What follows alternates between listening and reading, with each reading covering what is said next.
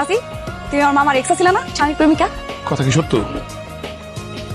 দেশাম ছিল আমার ভালোবাসার মানুষ। তাহলে তোমরা বিয়ে করলে না কেন? আমার বাবার পছন্দের পাত্র রুস্তমকেই আমি বিবাহ করব। আমার আর তোর গল্প কোন দুঃখের হোক। কিসের ভিতরে কি তুই ইমোশনাল ব্রেক কইরা তোর লাগি আমার প্রেমের সম্পর্ক? তোর চাচি ধাওনা কি কয় সব কথা? বাবজান ঘটনা কি? দুপে খাইতে আসো না যে? টাকা রাখেন না, এজন্য আসি। কি কোন বাবজান, আপনার কাছ থেকে টাকা নিয়ে আমি কোনটা ফাইতে মরুম? এইভাবে মামা আমার পক্ষে ফ্রি খাওয়া সম্ভব না। ঢং, সারা জীবন খাইছে ফ্রিতে আর আজকে ঢং করতেছস। আর কি খাবি খায়া আমি দিতাছি। আসি মামা। ইগো পূর্ণিমা বাপের মতো ফসফস করতেছ যে?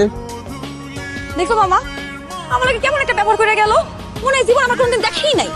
ঢং একটা। এটা কি নিশাদ? কিন্তু মারা বিষ পরিমাণে বেশি খেলে মানুষ মরে।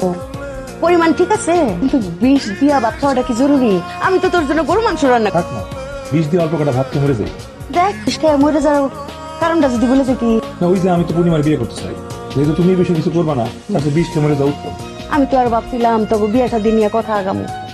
বাবা গরু মাংস